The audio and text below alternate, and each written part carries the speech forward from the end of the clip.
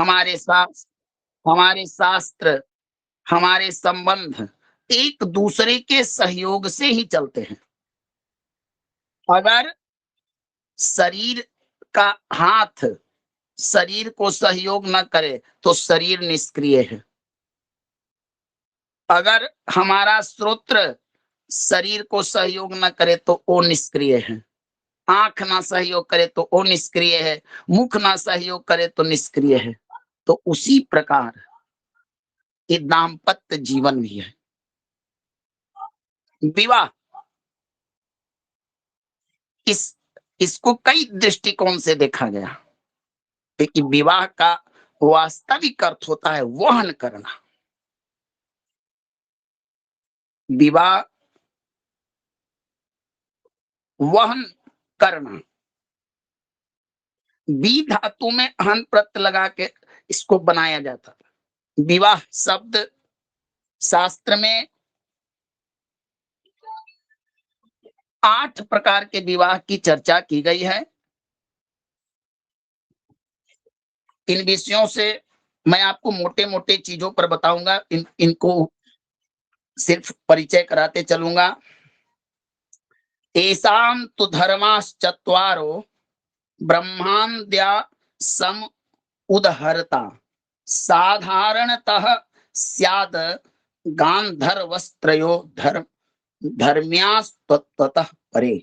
शंख स्मृति का अमृत है। एते धर्मास्तु चत्वार पूर्वं विप्रे प्रकृतिता गांधारवो राक्षसैव क्षत्रियस्य प्रशस्यते। सभी विवाहों का अपना अपना महत्व है। तो विवाह शब्द बहुत ही महत्वपूर्ण शब्द है। 8 प्रकार के विवाह, 8 प्रकार के भकूट। सोचिए, ये भकूट क्यों नहीं 9 कर किए गए, 8 ही क्यों किए गए? और विवाह भी 8 होते हैं। 9 विवाह होते हैं, बताइए कोई? नहीं भगवान, नहीं। इस पर कभी ध्यान आप लोगों को गया? नहीं। तो विवाह शब्द के बड़ी मायने हैं। ऐसा नहीं है कि सिर्फ विवाह शब्द लोग कर लेते हैं कि चलिए कर ले, एक चीज नहीं। विवाह बहुत बड़ा चीज होता है। एक दूसरे, देखिए, विवाह एक दूसरे के जिम्मेवारियों का वहन करना होता है। विवाह का शाब्दिक अर्थ एक होता है उद्वाह, अर्थात वधु को वर के घर ले आना। और वधु किसी पिता की पूंजी होती है, किसी पिता के द्वारा उसका जीवन यापन करता है एक कन्या का। और जब उचित समय आता है तो पिता उसे विधि पूर्वक हिंदू धर्म के अनुसार दान करके अपने जिम्मेदारियों को एक लड़के को देते हैं। और जिस दिन से अपनी कन्या का दान करके प्रजा काम संत्यर्थम इमाम कन्या प्रदास्यामि यह शब्द बोल देते हैं तो उनका जिम्मेवारी समाप्त होता है। फिर अगला दायित्व उस लड़के का होता है। विवाह का एक अर्थ होता है वहन करना, एक दूसरे के उत्तरदायित्वों का वहन करना। ये भी एक विवाह का अर्थ होता है, समझे? अब विवाह के 8 प्रकार हैं, तो सभी प्रकार के विवाह सब लोगों के लिए अलग अलग बनाया गया है। हम लोग के यहाँ प्रजापत्य नाम का विवाह होता है, जिसमें लड़के को प्रसन्न करके लड़की के पिता जाकर सामाजिक वैदिक रीति के अनुसार पहले उसका पूजन वरण करते हैं। फिर वही लड़का सगे संबंधियों के साथ कन्या के दरवाजे पर आती है, वैवाहिक यज्ञ मंडप में बैठकर, और कन्यादान का पिता अपने घर में कन्यादान करता है। देखिए इसके पीछे भी एक साइंस है। आजकल के जजमान क्या करते हैं, टेलीफोन कर देंगे, पंडित जी मेरे यहाँ चले आइएगा, एक कथा कहवाना है। पंडित जी भी कहे कि चलिए जजमान का फोन आया, कुछ फायदा होगा। कुछ लोग क्या कहते हैं कि चल जाइएगा, घरे रखा हुआ है। अब तो एक चीज नहीं, दान 3 प्रकार से दिया जाता है। एक दान मांगने पर भी दान न दिया जाए, वो अत्यंत निकृष्ट दान होता है। एक दान मांगने पर दान दिया जाए, वह मध्यम कोटि का। और एक श्रद्धा भक्ति से हम दाता स्वयं ग्रहिता के घर में जाके दान दे, ये उत्तम कोटि का दान होता है। वही होता है प्रजापत्य विवाह में, होता है ना।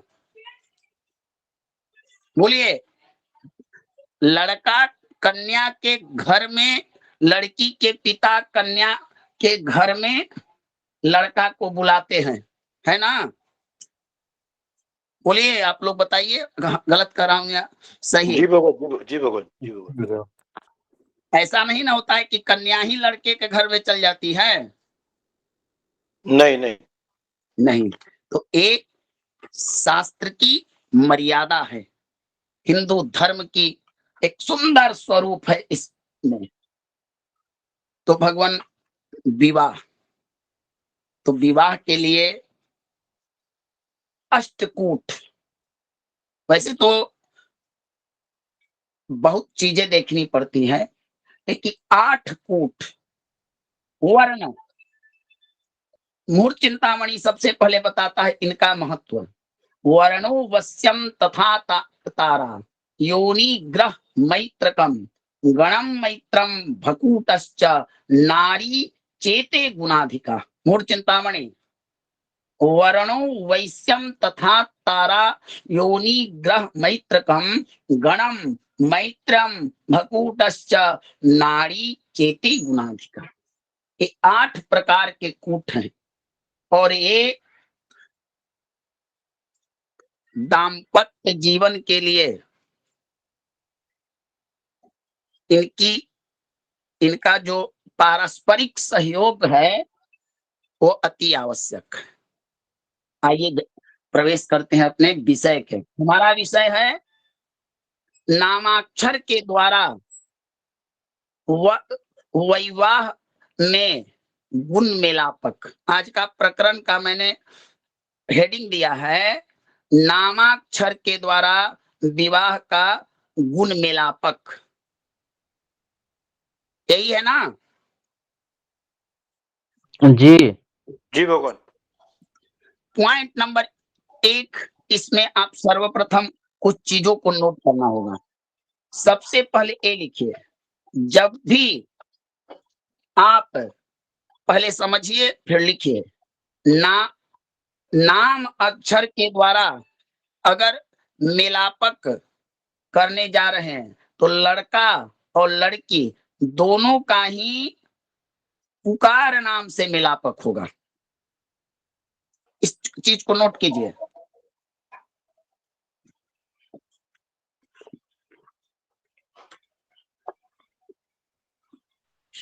भगवान दोबारा बता दीजिए। नामाक्षर के द्वारा, मनुष्य के नाम तो कई प्रकार के होते हैं, हाँ, लेकिन एक नाम प्रचलित नाम होता है, एक नाम राशि के अनुसार स्थापित किया जाता है। नक्षत्र के, जन्म नक्षत्र के, चरण के अक्षरानुसार। तो इसीलिए मैं कह रहा हूं कि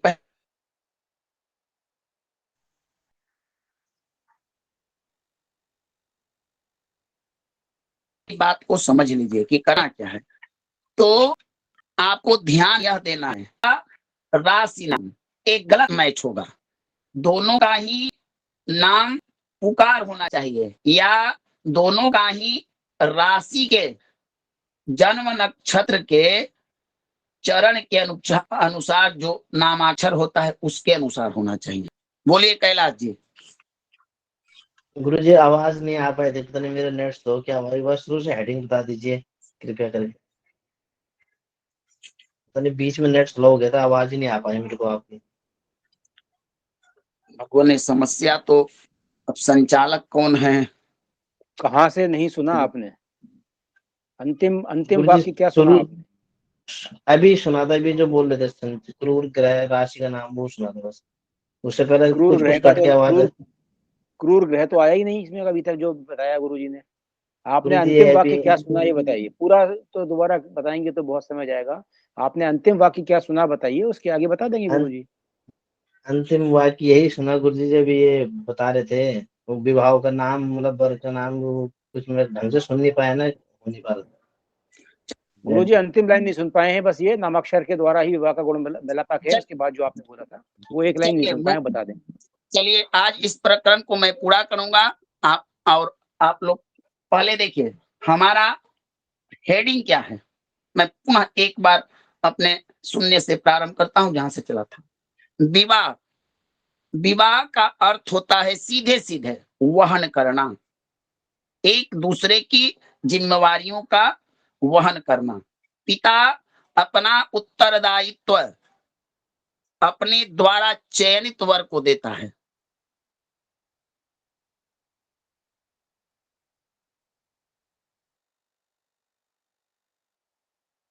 कन्या के रूप में।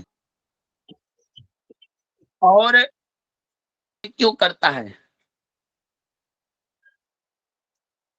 इसलिए कि जिस प्रकार आप लोग देखते होंगे कन्या की संज्ञा धान के फसल के समान मानी गई है। क्यों?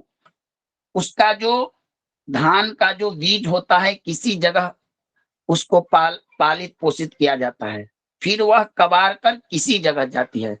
तो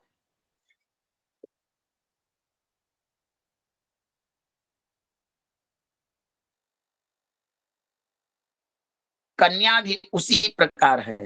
कन्या का सृजन होता है पिता के घर में, और जब उसका विवाह का समय आता के पति और पत्नी गृहस्थ आश्रम की स्थापना करते हैं। यही नियम आते चला है। अब इसी को अगर व्याख्या करने लगूं तो आपका समय खत्म हो जाएगा। तो मुख्यतः एक दूसरे का निर्वाहन करना यही विवाह का शाब्दिक अर्थ है, वहन करना।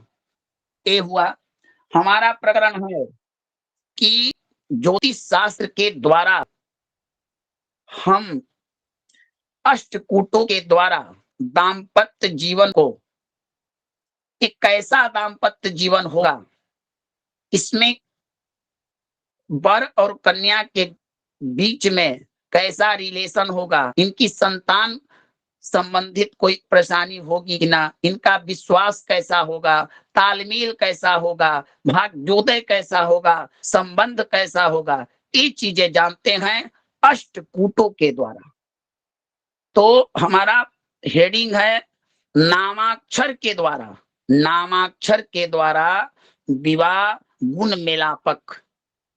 समझ गए ना कैलाश जी? हाँ जी गुरु जी, हाँ जी। चलिए एक श्लोक लिखे सभी लोग।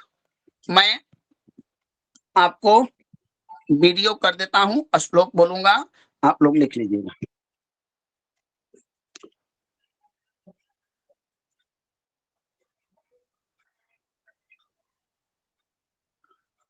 देखिए दिख रहा है भगवान? आप फॉर्मेले मेरे दिख रहा है भगवान? हाँ गुरु। दिख रहा है? जी गुरुदेव, दिख लेकिन स्पष्ट नहीं गुरुदेव। पढ़ नहीं पा रहे, अब दिखता तो है। दिख रहा है दिख तो लेकिन रहा है, स्पष्ट नहीं।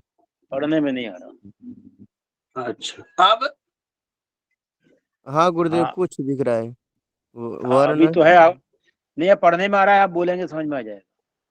लिखिए वर्णो वश्यम तथा तारा, तीन श्लोक, तीन शब्द लिखिए एक साथ। वर्णो वश्यम तथा तारा।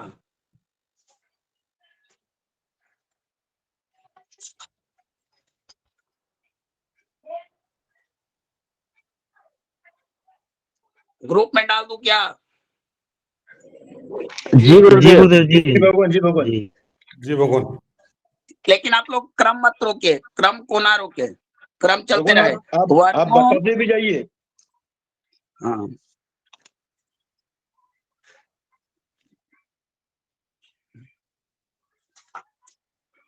वर्णो वश्यम तथा तारा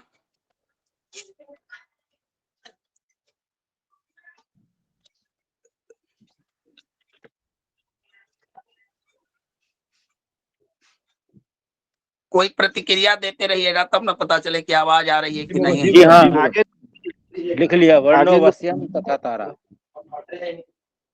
योनि ग्रह मैत्रकम,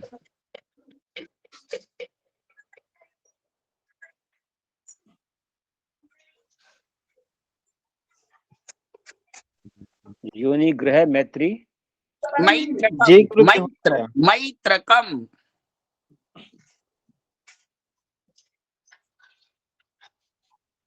गण शुद्धि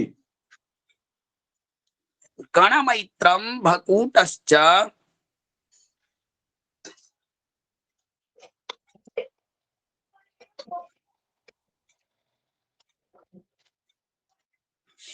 चल गया। जी ग्रुप में गुरुदेव। गया, ग्रुप में आ गया, ग्रुप में आ गया भगवान, बता दीजिए भगवान ताकि गुरुदेव जी गुरुदेव शुद्ध आ गया, जी जी भगवान। आ गया। देख ही रहे चलिए। देख ही रहे देख रहे। हाँ चलिए। गणम मैत्रम भकूटश्च नारी चेते गुणाधिका, नारी चेते चेते नारी चेते गुणाधिका। जी जी भगवान जी। चलिए, इसका अर्थ क्या हुआ कि शाब्दिक अर्थ हुआ कि वर्ण, वश्य, तारा, योनि, मैत्री, गण, भकूट, नारी, ये 8 वर्ग हैं। क्या है? वर्ग। अब आप लोग तो वर्ग का अर्थ समझते होंगे कि वर्ग माने होता क्या है, बोलिए विजेंद्र जी, वर्ग का अर्थ क्या होता है भगवान? वर्ण व्यवस्था के अंतर्गत क्षत्रिय ब्राह्मण कास्ट, हाँ, कास्ट गुरुदेव, वैश्य जातिवाद। नहीं नहीं, वर्ण नहीं, वर्ग, वर्ग। प्रकार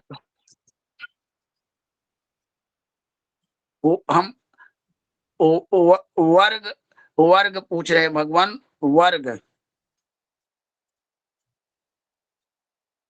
समूह कहिए इसको, वर्ग समूह, मतलब प्रकार गुरुजी समूह समूह, समूह, समूह। अब देखिए 36 देते हैं आठों मिलकर, ये 36 गुण देते हैं। पहले इनको समझना अति आवश्यक है। लेकिन ये गुण मिलते कैसे हैं? क्या ये तो जन्म पत्रिका से भी प्राप्त हो सकते हैं, जन्म कुंडली से भी इतना ही गुण आना चाहिए, और नामाक्षर से भी इतना ही गुण आना चाहिए। आना चाहिए कि नहीं बताइए? जन्म पत्रिका से भी हम मिलान करेंगे तो हमको 36 ही आएगा। जी भगवान। बोलिए, क्या किसी को इस पर संदेह है? नहीं भगवान हमें नहीं है। नहीं गुरुदेव, नहीं नहीं। जब भी पॉइंट नंबर 1 हमारा शास्त्र कहता है कि मेलापक जब भी करना हो तो लड़की का पुकार नाम और लड़के का भी पुकार नाम होना चाहिए, ठीक ना? जी भगवान।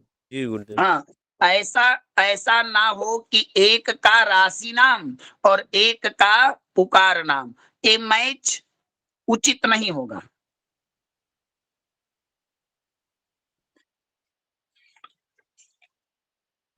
गुरुजी अगर दोनों का राशि नाम है उपलब्ध है तब? दोनों का राशि नाम लीजिए। जी गुरु। क्या?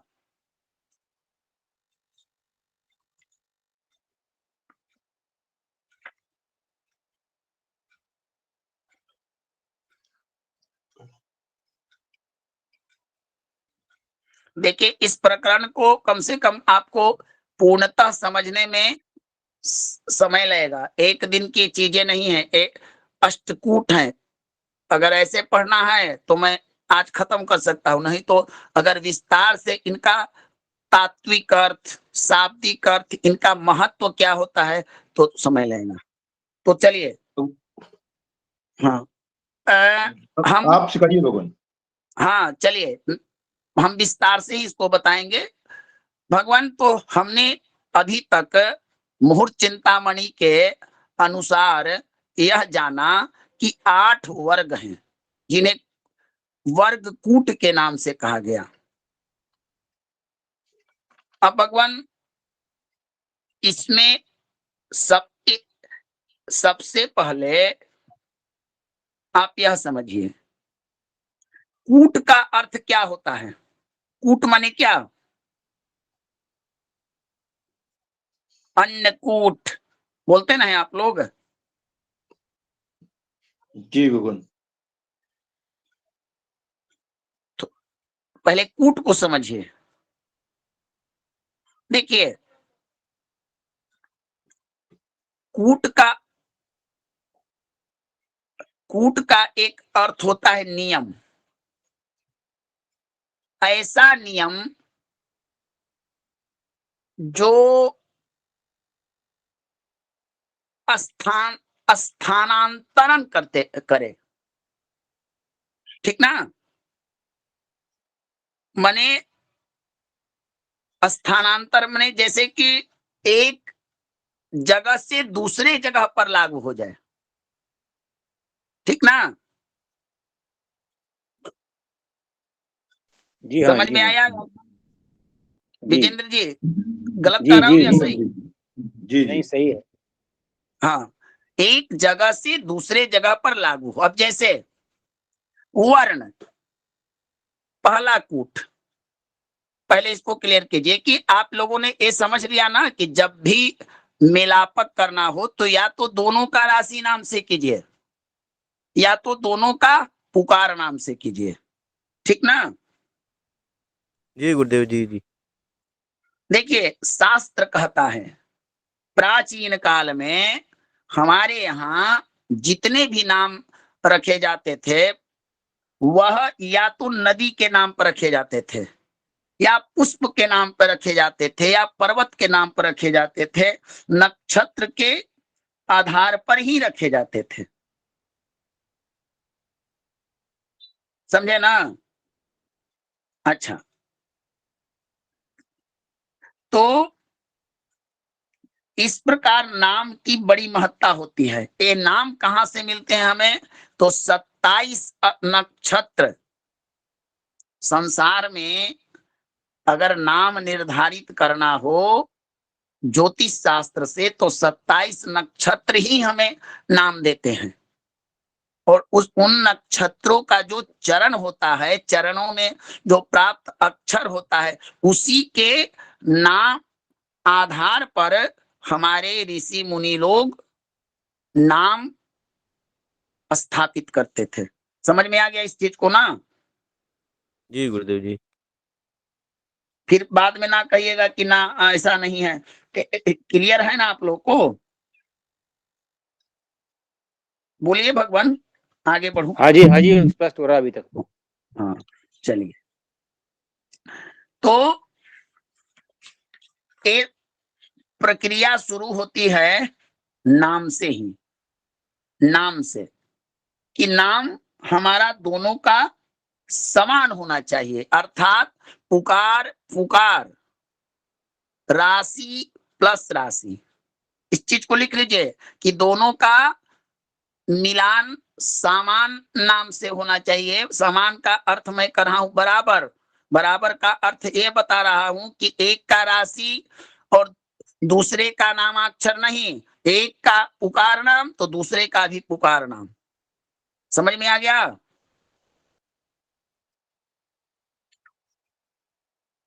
जी गुरुदेव जी। चलिए, अब यहां तक आपको सुना। आपके मन में कभी यह प्रश्न नहीं आया कि क्या प्राचीन काल में ऋषि मुनि लोग, चाहे हमारे ज्योतिष शास्त्र में इसको बनाने का प्रयोजन क्या हुआ होता होगा? क्यों बनाया गया ये अष्टकूट? डायरेक्ट लोग क्या करते हैं कि नामाक्षर देखते हैं और इसका आप लोग इतना परिश्रम कर रहे हैं, पंचांग में तो बना बनाया मिल जाएगा। पंचांग में आपको बना बना मिल जाएगा। आप एक नामाक्षर लीजिए, उसका चरण देखिए, सिर्फ आप नक्षत्र का चरण देख लीजिए और जाइए वहां पर जो गुण का अंक निर्धारित है, मेलापक नक्षत्र वहां आपको मिल जाएगा 27, 24, 25, 23, 32, 36, इस तरह से। ये तो सहजता की चीज है, लेकिन इसका जो वास्तविक अर्थ है, आध्यात्मिक अर्थ है, धार्मिक अर्थ है, ये आपको नहीं मिलेगा,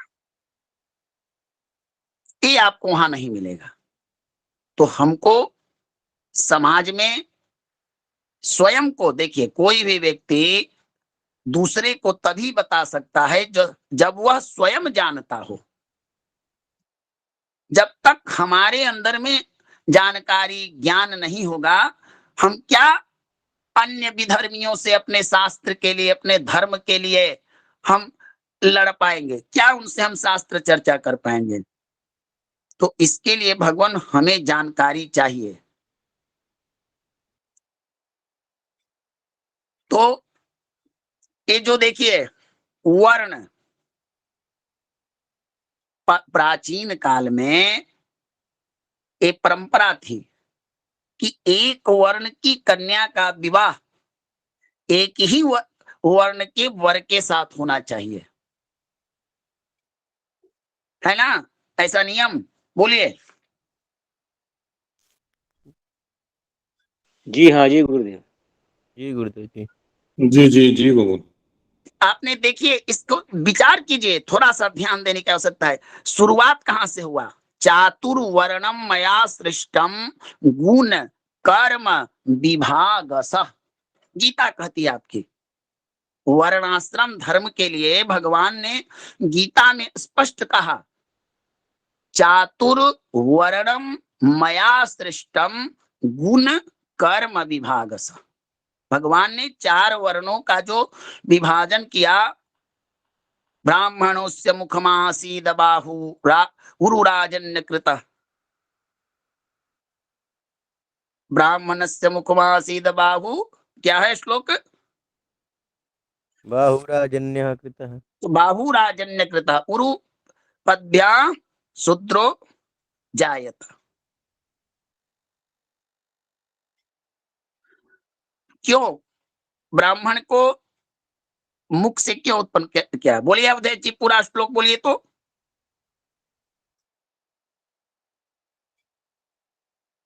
श्लोक बोलिए पूरा भगवान।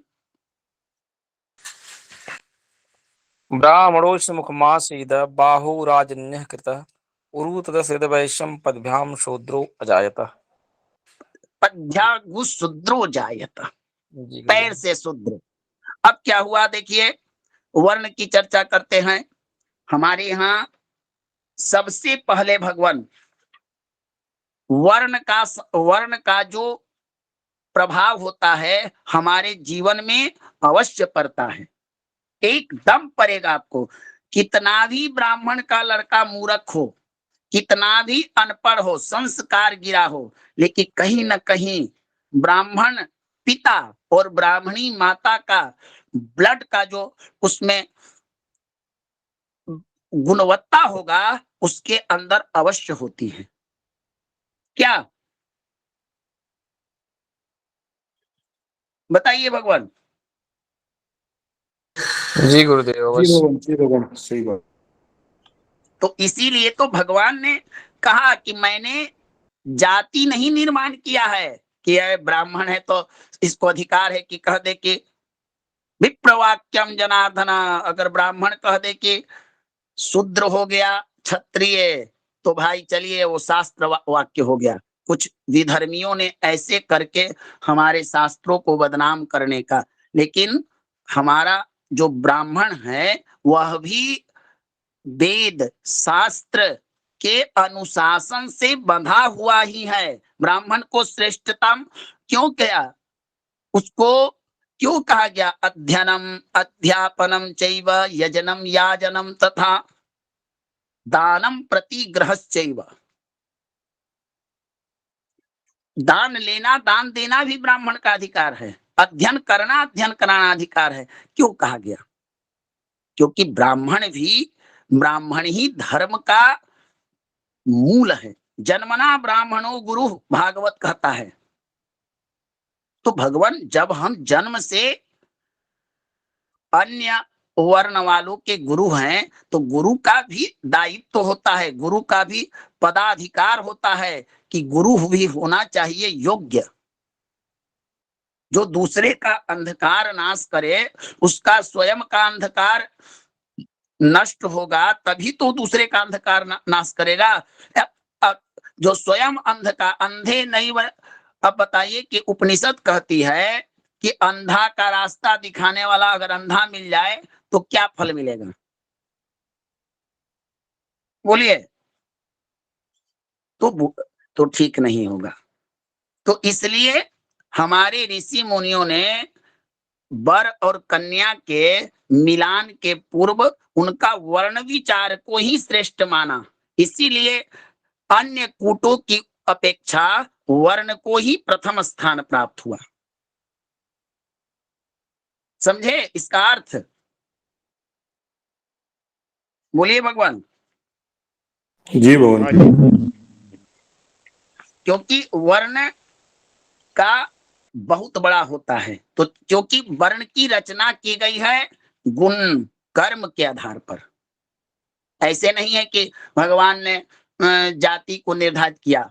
अच्छा, पद्भ्या शूद्रो अजायते जो श्लोक है, अत्रि, वशिष्ठ, नारायणोपनिषद और आपको हारीत संहिता, बृहस्पति संहिता इत्यादि ने स्पष्ट कहा है। स्वयं आपके पाराशर जी ने कहा है, वेद व्यास जी ने कहा है देवी भागवत के अंतिम में। ऐसा नहीं है भगवान। शूद्र का अर्थ ये नहीं है कि नीच जाति, नीच लोग, नीच नहीं। जन्मना जायते शूद्र संस्कारात द्विज उच्चते। जन्म से सभी शूद्रवत हैं, वो सब शूद्र हैं। वो ब्राह्मण भी शूद्र है जो संस्कारहीन है।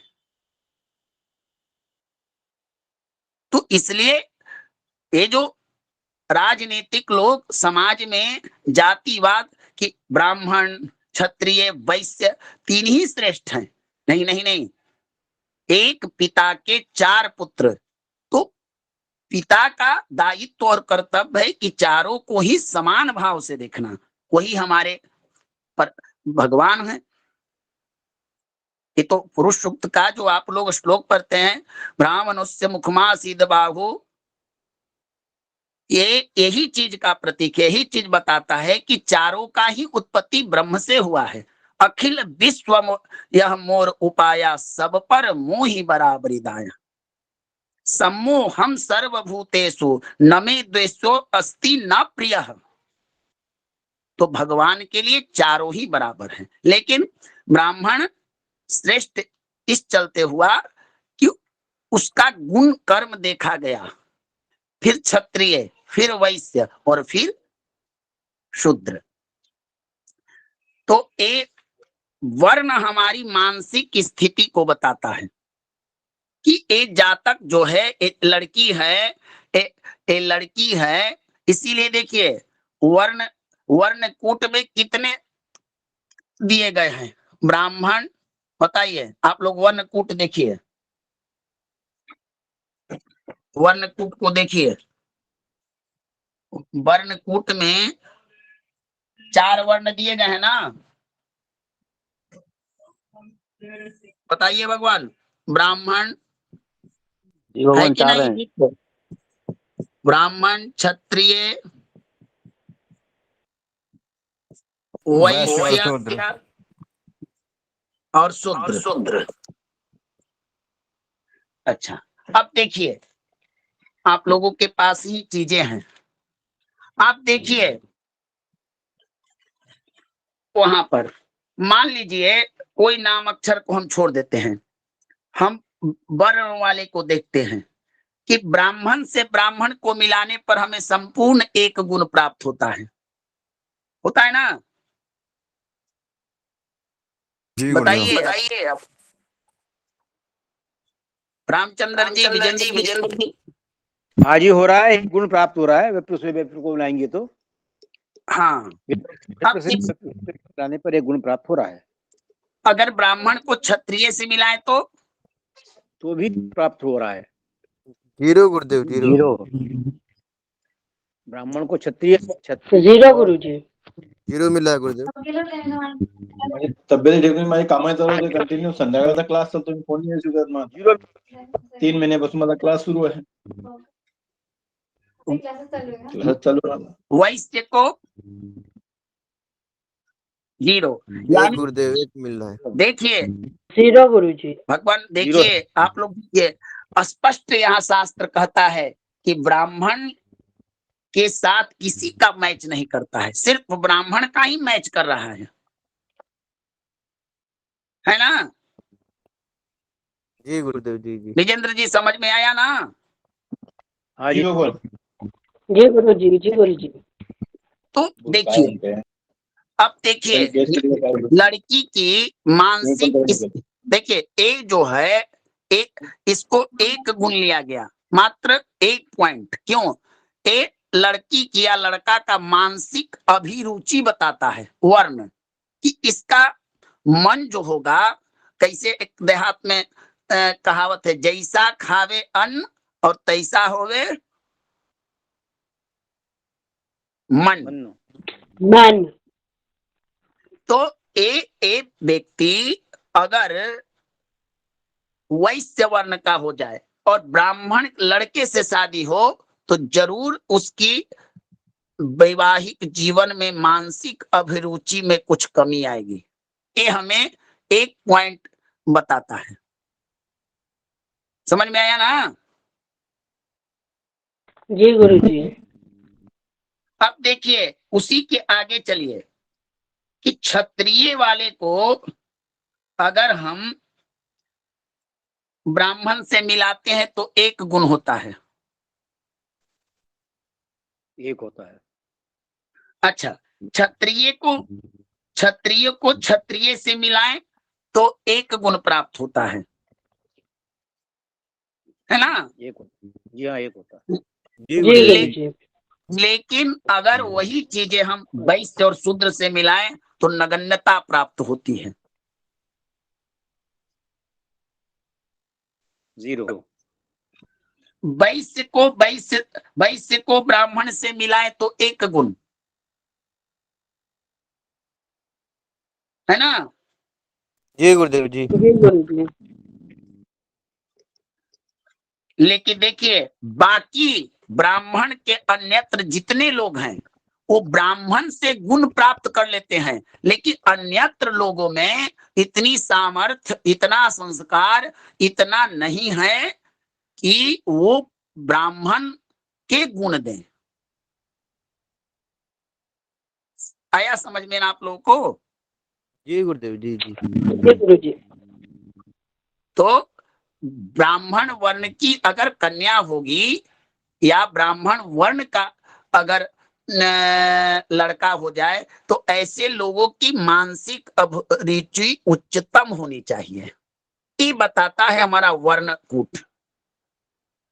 मानसिक अभिरुचि उच्चतम होनी चाहिए, श्रेष्ठ होनी चाहिए, उत्तम होनी चाहिए, ये बताता है। ठीक है ना? जी गुरुजी। समझ में आया ना भगवान विजेंद्र जी? जी भगवान जी गुरुदेव। चलिए, तो हम थे अपना ये तो उदाहरण मात्र को आप समझाया कि इस तरह से आपको जानकारी। हमें एक चीज जाननी है, अभी हम मेलापक में प्रवेश करने से पहले हमारे पास कई प्रकार की समस्याएं आएगी, तो हम सबसे पहले नाम को क्लियर करते हैं। इसके लिए मान लीजिए कि मैंने बता दिया आपको कि राशि वाले को राशि से और आपको पुकार वाले को पुकार से। आपसे किसी ने प्रश्न कर दिया कि आपके गुरुजी बता दिए तो क्या धर्मशास्त्र हुआ, तो उस समय आपको संशय होगा, तो नहीं भगवान, उनको कहिए कि हमारे कक्षा में शास्त्र प्रमाण दिया गया कि ये चीज गुरुजी के मुख से नहीं, ये शास्त्र की बातें हैं। आप श्लोक लिखिए, जन्मभम, मैं श्लोक आपको डाल देता हूं। जी गुरुदेव।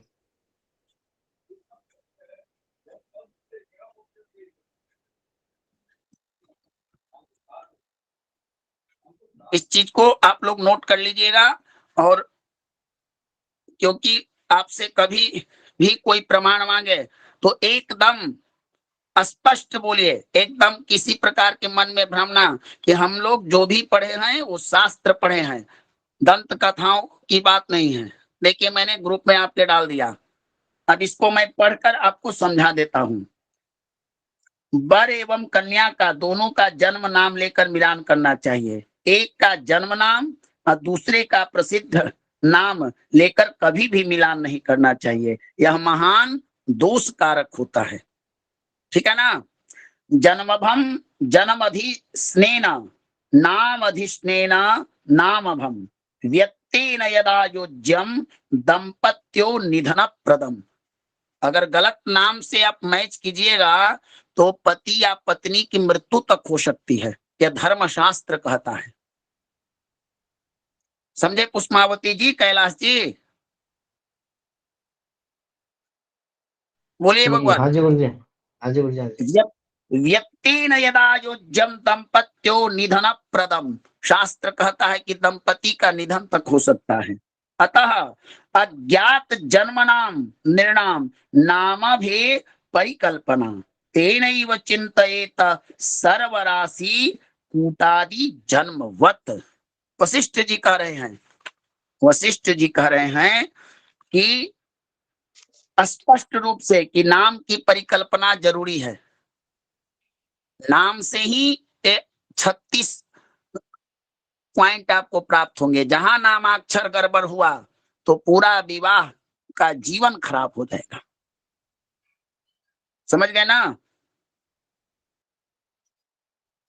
बोलिए भगवान।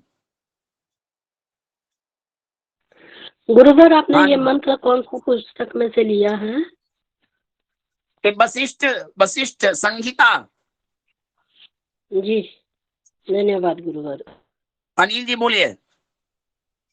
प्रभु जी, जैसे मान लीजिए किसी का विवाह जब संस्कार के लिए हम मेल मिलाप करते हैं तो उसके लिए मान लीजिए किसी का राशि के हिसाब से नाम नहीं मिल रहा है या राशि बनी नहीं है, उसकी जन्म पत्रिका नहीं बनी है और उसका बोलने का नाम भी एक ही है क्योंकि राशि बनी नहीं थी पहले कभी जन्म पत्रिका और बोलने का नाम वैसे ही रख दिया घर में प्रेम से, तो वो राशि उसकी मतलब वो नाम चला आ रहा है। अब विवाह के समय पे अगर हम मेल मिलाप करेंगे तो उसका क्योंकि जन्म पत्रिका है नहीं और नाम सिर्फ पुकार का है और लड़के का जो जन्म पत्रिका में नाम है वही उसका पुकार का नाम भी है, तो ऐसे में मेल के लिए क्या हम लड़की की जन्म पत्रिका पहले तैयार करेंगे? क्या हम जन्म पत्रिका बाद में भी तैयार कर सकते हैं? और कैसे इसका मेल मिलाप करेंगे इस सिचुएशन में? जन्मभम जन्मधिस्नेन नामधिस्नेन नामभम व्यतिनेन यदा योज्यम दंपत्यो निधन प्रदम। शास्त्र कहता है अनिल जी की देखिए, जब हमको मिलापक करना हो तो ना जन्मभम जन्मधिस्नेन, शास्त्र कहता है कि जन्म राशि से अगर मिलापक करना हो तो दोनों ही का जन्म राशि होनी चाहिए। पॉइंट नंबर 1, नामभम नामभि निर्नाम नामधिस्नेन नामभम, और नाम से नाम को मिलाना चाहिए। तो मान लीजिए आपका प्रश्न है कि किसी का जन्म पत्रिका ना हो और उसका पुकार का प्रसिद्ध नाम वो हो जो जन्म राशि से बनता हो, उस सिचुएशन में हम कैसे करेंगे, यही ना? जी मेरा प्रश्न ये है, मान लीजिए वधू का नाम, जो भी घर में प्रेम से नाम रख दिया वो नाम वधू का है, लड़की का नाम है, और लड़के का नाम जन्म पत्रिका बनी है, जन्म पत्रिका के नाम से ही उसका पुकार नाम भी है, वही सेम नाम पुकार में भी है उसका। तो एक का नाम तो जन्म पत्रिका का है और दूसरे का नाम प्रेम का है, तो इन दोनों का मिलाप कैसे करेंगे?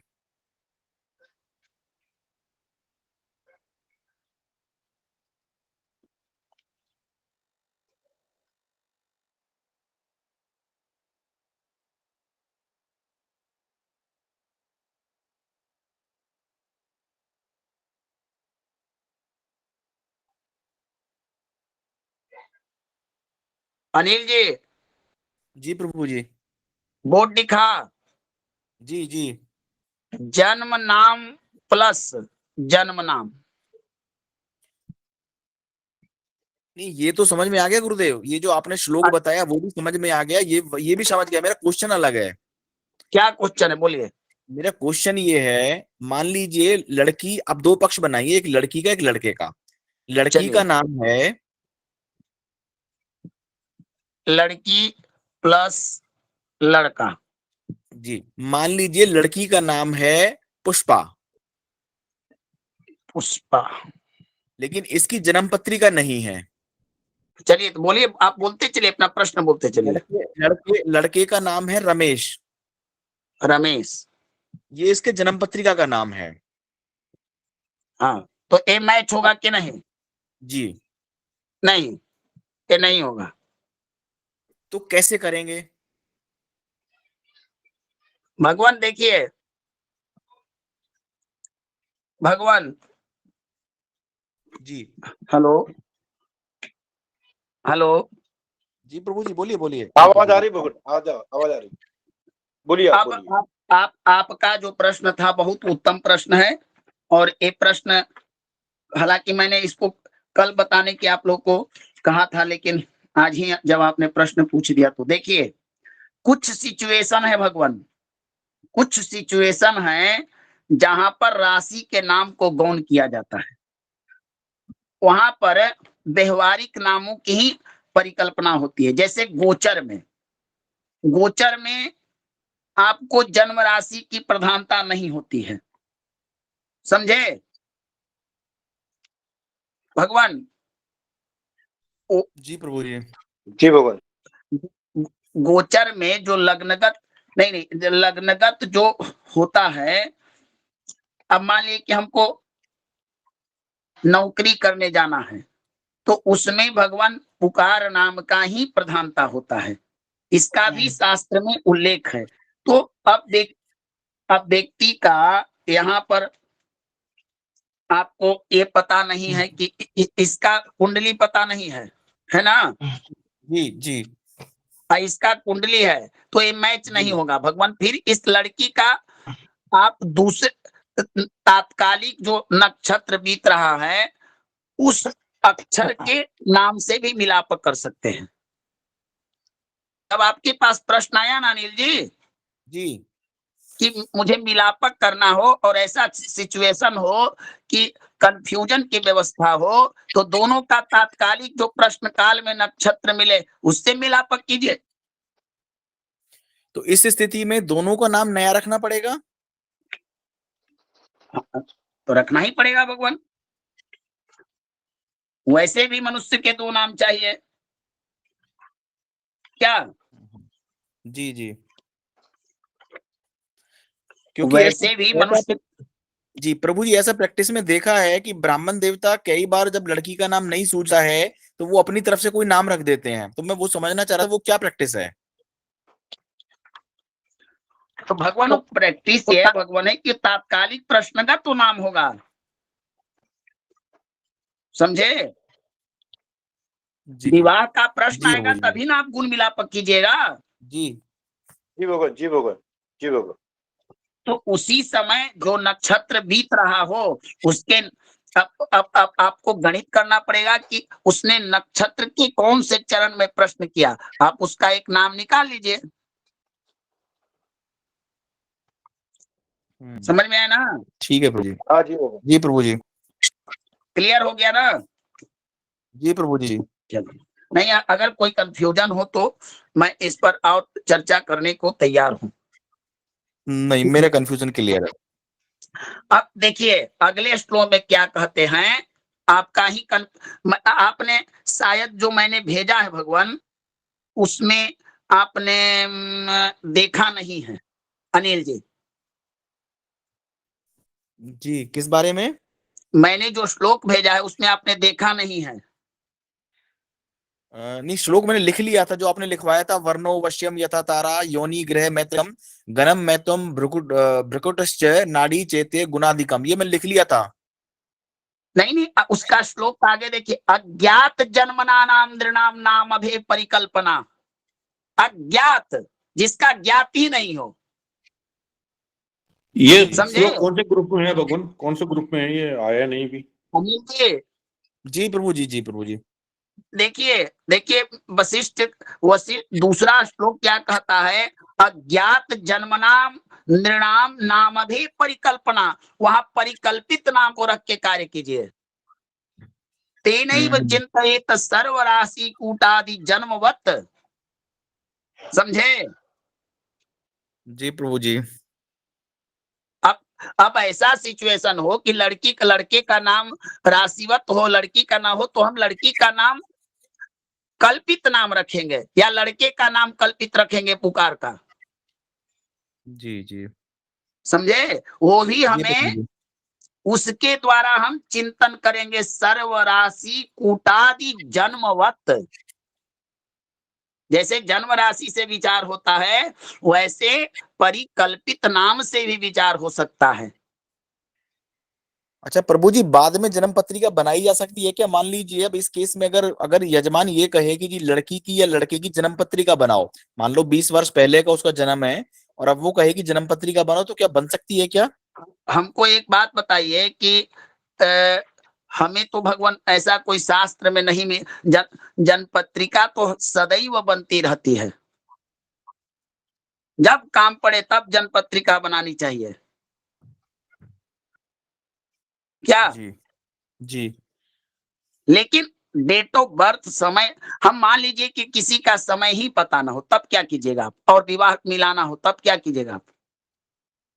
बोलिए। तात्कालिक प्रश्न उसी से मिलाएंगे।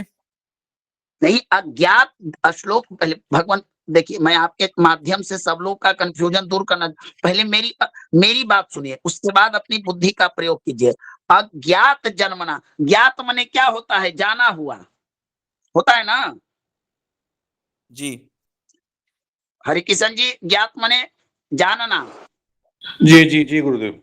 मालूम होना। अज्ञात माने, हाँ, अज्ञात माने जो नहीं मालूम है। जी, जिसका हमें ज्ञान ही नहीं है कुछ ऐसा। हाँ, तो अज्ञात जन्मना नृणाम नाम भी परिकल्पना, एक कल्पित नाम रखवा दीजिए और उसी के अनुसार गुण मिलापक कीजिए।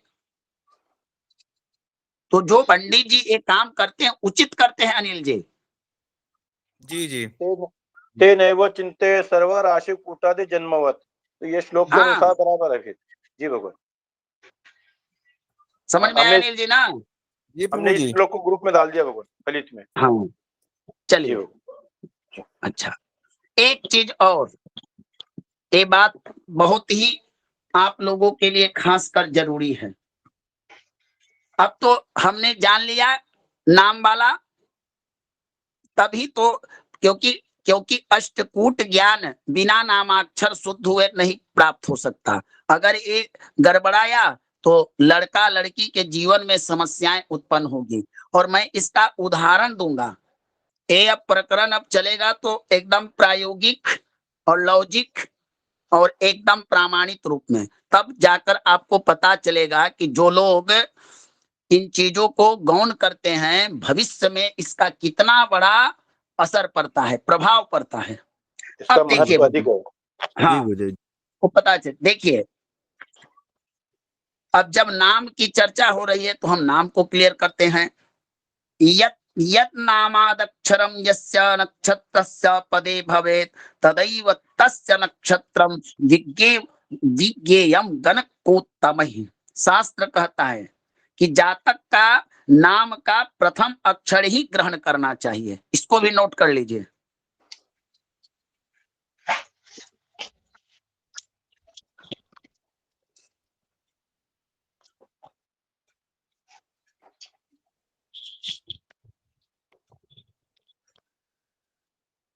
अनुज जी कक्षा में हैं?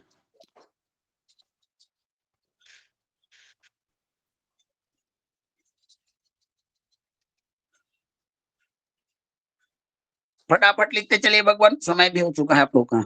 जी भगवान बताइए। जी भगवान कक्षा में ही है, सुन रहे हैं, सब समझ में आ रहा है। यदि नामनी भवेत वर्ण संयुक्ताक्षर लक्षण ग्राह्य तदादिमो वर्ण इत्युक्तम ब्रह्मयामले। ब्रह्म यामल नामक एक ग्रंथ कहता है कि अब एक समस्या भगवान उत्पन्न हो जाएगी। किसी का नाम श्रीकांत हो, श्रीकांत, तब हम कौन सा अक्षर ग्रहण करेंगे? तो अगर संयुक्त अक्षर द्वारा नाम प्रारंभ होता है तो हम उसमें जो प्रथम वर्ण को ही उच्चारण में लेंगे। तो यहाँ पर श्रीकांत अगर हो तो हम इसका श्र ग्रहण करेंगे, श्री नहीं श्र। समझ में आया? जी भगवान। हाँ, तो इसका प्रथम वर्ण स होगा। यदि दूसरा श्लोक कहता है अनुतक्त्वात् ऋकारस्य रेफुग्राह्यो विचक्षणे रिद्धिनाथस्य नक्षत्रम यथा चित्राख्यमेव। अब एक नाम आप लोगों के पास आ जाए, रिद्धिनाथ, रिद्धि कुमारी, रिद्धि सिद्धि, इसमें क्या कीजिएगा? समस्या उत्पन्न होगी अनिल जी। जी रे लेंगे इसमें, रे रा लेंगे, रा। हाँ रा, क्लियर? अच्छा, एक को होता है भगवान, समझ लीजिए, अ आ ई उ ए ओ औ दौ निमित जमो।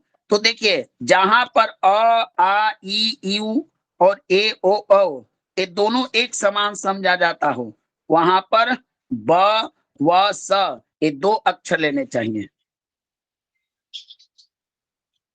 ये लिखवा दीजिए प्रभु जी। मैं डाल देता हूं ग्रुप में। जी अच्छा, एक चीज बताकर आप लोग आज हमको क्षमा कीजिएगा, मैं आपका कोर्स थोड़ा बढ़ा दिया। नहीं नहीं भगवान, आप चालू रखिए, नहीं ठीक है गुरुदेव, ठीक है, ठीक। ऐसा कुछ नहीं है। मैं वो डाल तो दूंगा। ज्ञान संस्थान ओन में डाल दीजिए, एक में डालिए, एक भी नहीं अच्छा, है। देखिए एक मिनट, वर्णाक्षर में अंग इय अटवर्गी न ये वर्ण नहीं कहे जाते, इसको भी लिख लीजिए।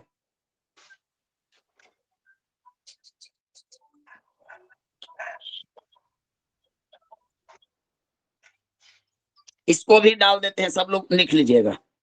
जी हो।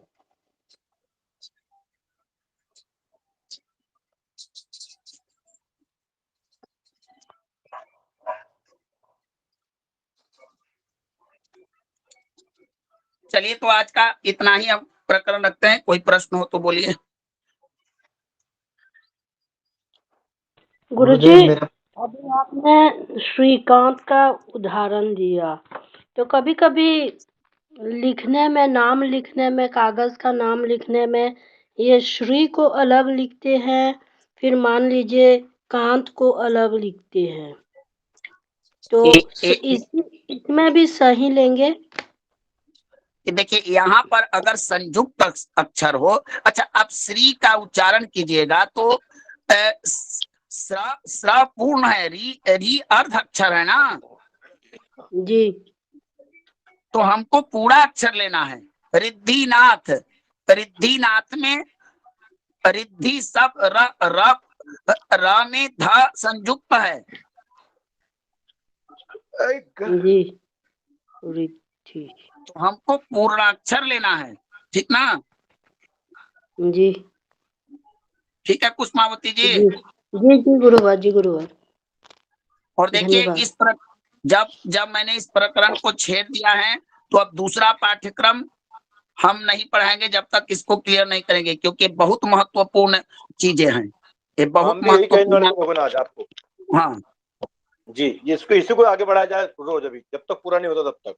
लेकिन हमको आप लोगों से करबद्ध निवेदन है कि मैं आपको कुछ बताना चाहता हूँ।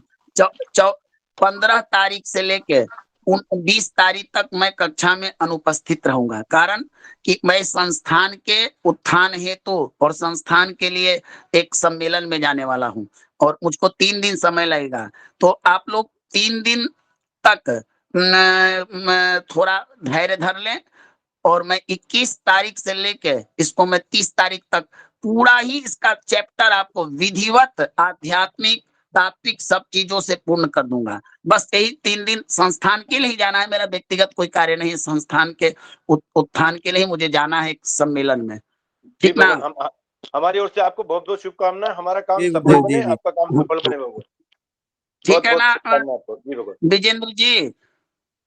जी भगवान, बिल्कुल पधारे हैं और हाँ सफलता तो मैं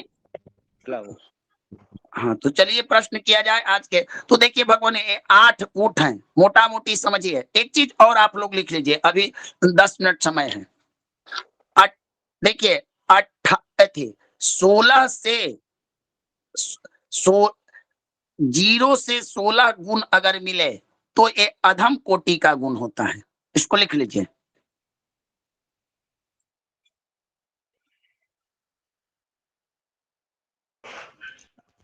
गुरुदेव आप ग्रुप में पहले भेज दिए हैं, लिख लिए हम लोग। लिख लिए हैं? जी जी बहुत सुंदर, बहुत सुंदर। अब सिर्फ इसका ख्याली व्याख्यान ही करना है ना? जी भगवान जी। बहुत सुंदर, बहुत सुंदर। तो भगवान ये चीजें थी। अब मैं इस पर अभी और चीजें थोड़ी थोड़ी हैं।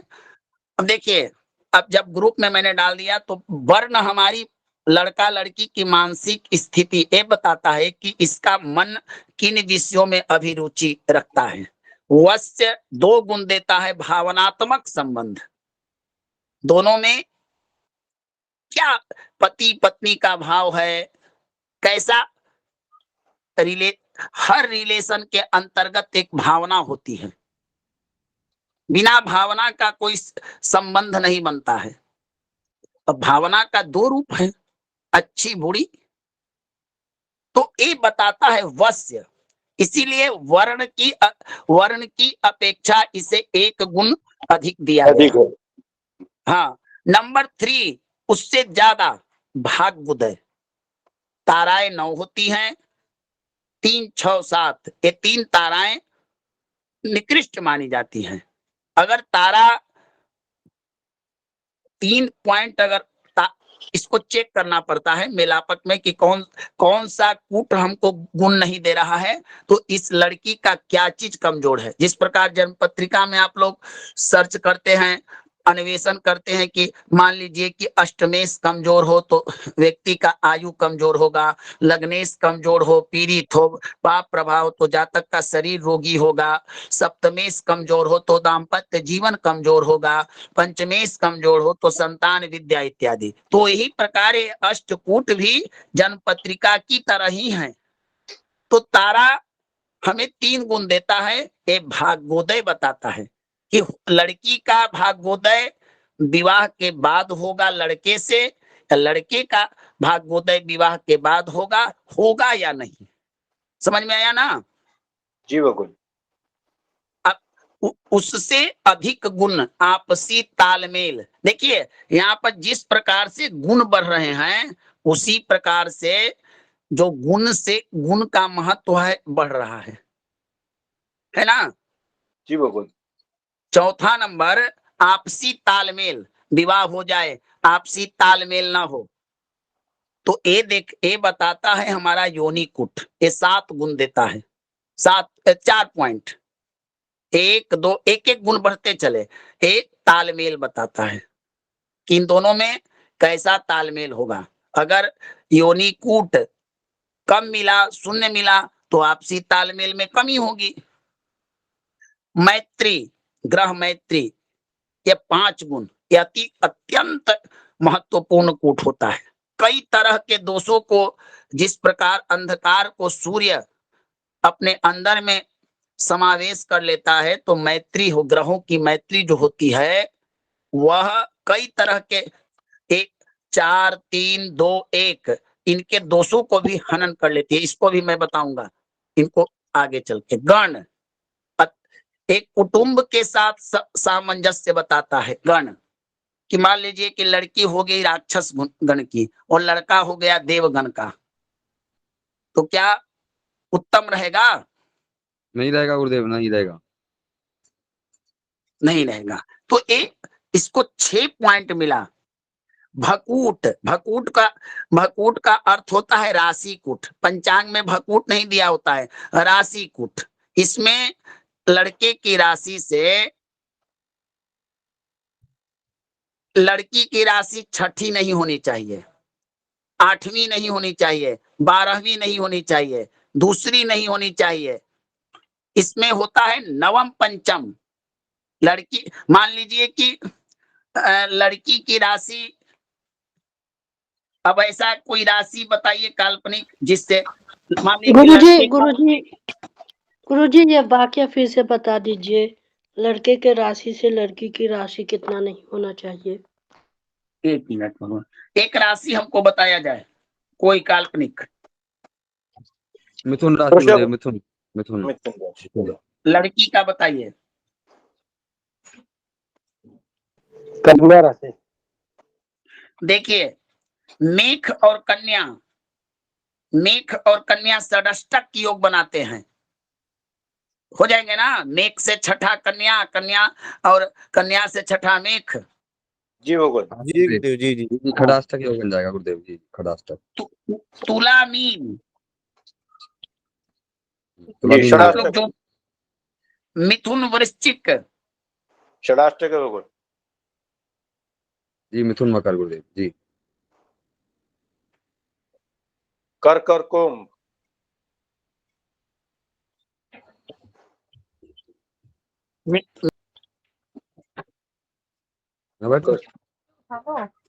तो इस हाँ तो शुभ कौन सी होती है? तो वृश्चिक ठीक है, वृश्चिक से मीन ठीक है, कर्क से नवमी मीन ठीक है, मीन से कर्क ठीक है, कुंभ से मिथुन, मकर से कन्या, नवम पंचक योग होता है। जी भगवान, ये भी खराब है भगवान, ठीक है ना? जी जी जी गुरुदेव। तो एक चीजें आपको जाननी है तो मैं बताऊंगा और इस पर बड़ी विशेष चर्चा चलेगी। पुष्पावती जी, समझे ना?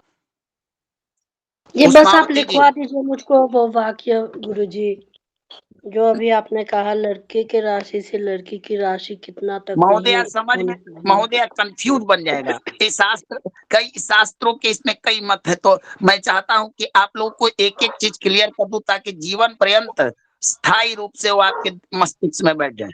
थोड़ा समय दीजिए हमको गुरु जी। नारी, कैलाश जी का हैंड रेज है और एक श्रीकांत जी का हैंड रेज। कैलाश जी कोई प्रश्न है? 1 मिनट भगवान, 1 मिनट। जिनकी समस्या विवाह के बाद संतान की होती है, जिनकी समस्या तो संतान की होती है भगवान, तो निश्चित ही नारी का भी विचार किया जाता है। नारी ये हमको सबसे उत्तम गुण देता है, 8 गुण। नारी अगर सारे गुण मिल रहे हों और नारी ना मिले तो नारी, अगर नारी से गुण प्राप्त ना हो तो विवाह नहीं होता है ना? जी भगवान, जी गुरुदेव, जी जी। तो चलिए बोलिए कैलाश जी। गुरुदेव क्वेश्चन ऐसा था कि जैसे कोई बोलते हैं हमारे मतलब कुंडली बनानी हो किसी की, तो उनका मतलब जन्म समय नहीं है, खाली डेट उनको याद है पर समय याद नहीं है, तो उनकी कुंडली कैसे बना जाए?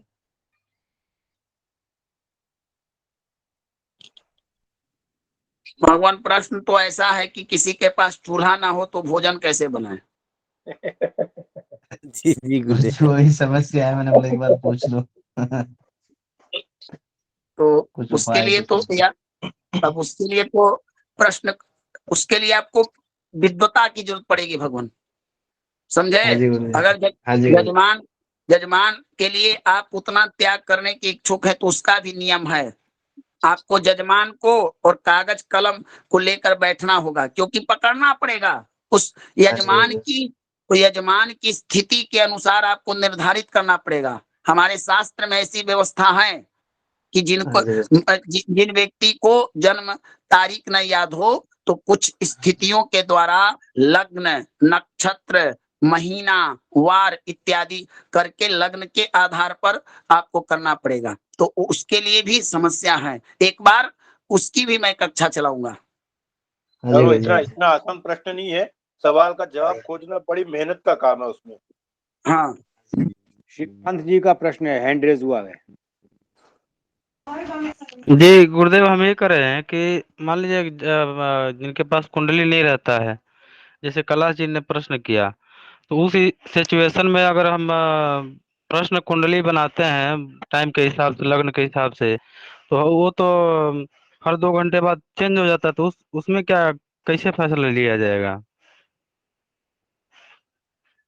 भगवान, जी आप लोगों को मैंने एक सूत्र बताया था, जी याद है कि भूल गए सब लोग? जी गुरुदेव प्रश्न जी याद है। गुरु जी ये वाला क्या, निराकरण थे। अज्ञात जन्मना निर्माना भते वाला? कैलाश जी रुकिए एक मिनट। भगवान, जी 80% प्रश्न कुंडली और जन्म कुंडली मैच करती है। जी जी कैसे?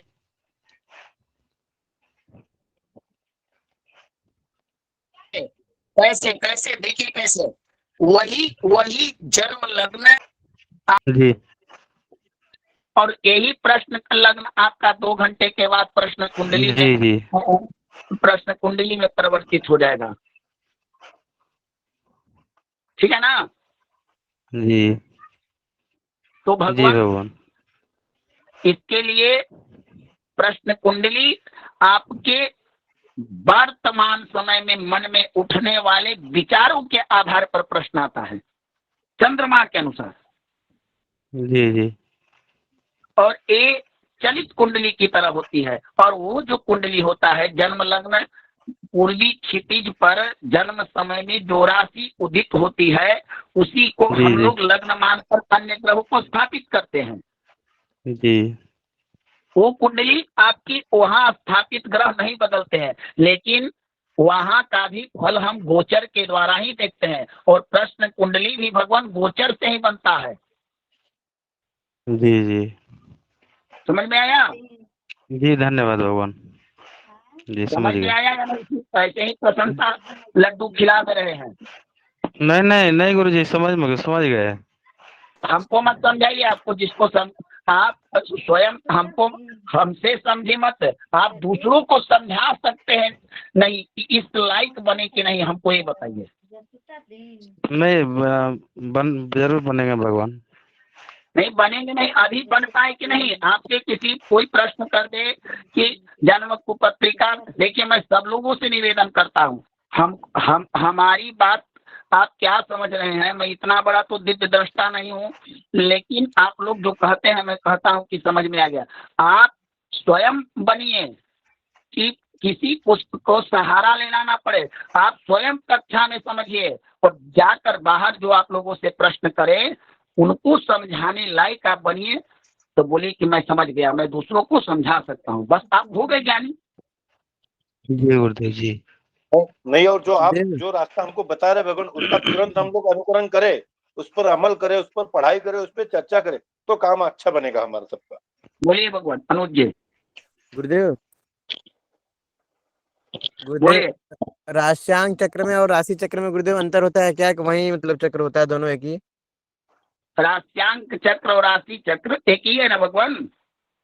अच्छा गुरुदेव, जी जी, वही हम गुरुदेव मतलब भ्रमित थे। अब देखिए भगवान, आप भाव आप बनाते हैं जन्म पत्रिका का द्वादश भाव, ठीक ना?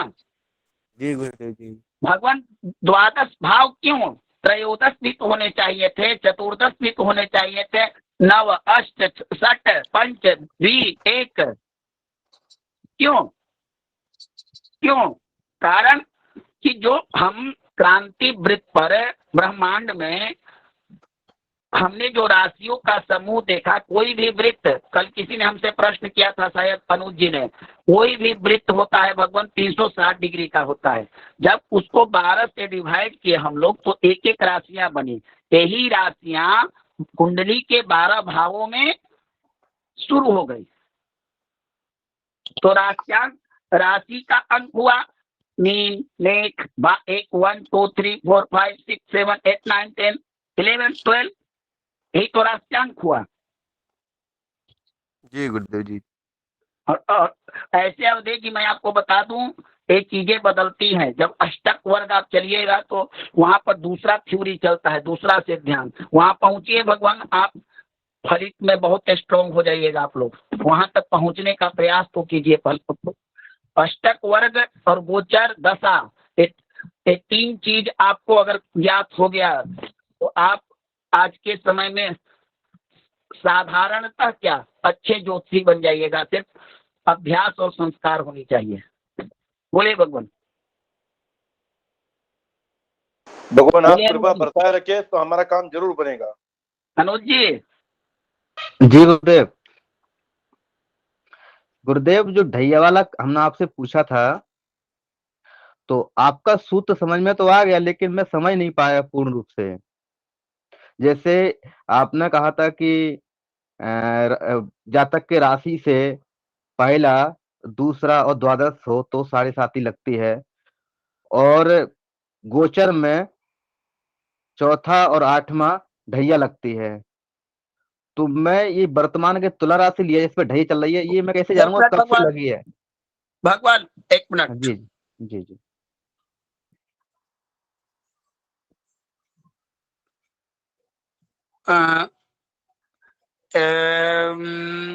तुला जी 7 8 9 10 शनि।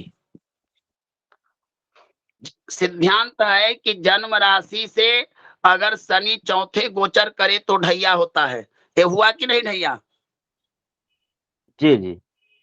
बोलिए। हाँ हाँ जी जी जी। और 8 में पहुंच अच्छा जाएगा तब भी ढैया हो जाएगा। चलिए, 7.5 का प्रभाव होता है भगवान। जी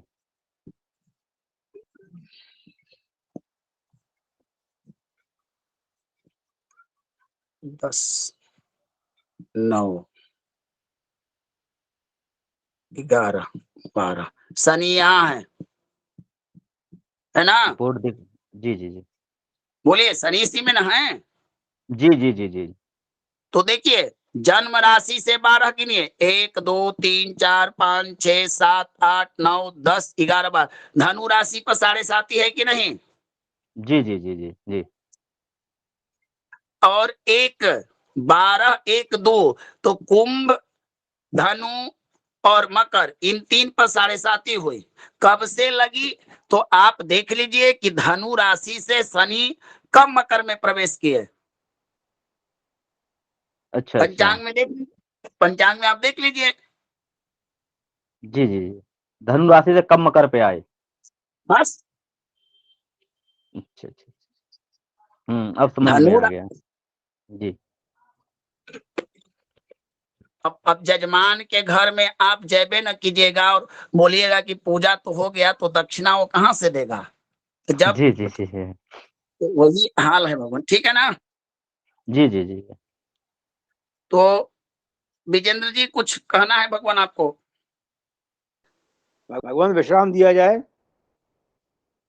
चलिए, तो भगवान देखिए, मैं आप लोगों से 4-5 दिन के लिए सभी कक्षाओं से विदा रहूंगा। और कक्षाएं अगर प्रभावित हो तो आप लोग को थोड़ा परेशानी, उसके लिए क्षमा भी मांगू, क्योंकि मैं अपना काम तो नहीं, आपके संस्थान के ही उद्देश्य के लिए हम जा रहे हैं और जाना भी जरूरी है, तो इसलिए आप लोग थोड़ा मैनेज कर लीजिए। परिवार के सदस्य हैं, नीलम जी के साथ थोड़ा कुछ चैप्टर चलाइए। मैं जैसे ही आऊंगा और मैं इस चैप्टर को आगे बढ़ाऊंगा। क्या भगवान? जी भगवान, हम जी, कक्षा को समाहित रखेंगे, कक्षा चलाएंगे नित्य, जो जितना भी मतलब हमसे बन पड़े हम जरूर करेंगे भगवान। आप और हमसे मैं वहां भी कोशिश करते रहूंगा कि अगर हमको समय मिले तो बीच बीच में मैं आप लोग का दर्शन करते रहूं। और लेकिन मिल नहीं पाएगा क्योंकि समारोह है और उसका कार्यक्रम फिक्स है 24 घंटे का, तो इसलिए क्षमा कीजिएगा। ठीक है भगवान? जी भगवान जी, नमो नमः। नमो नमः गुरुदेव।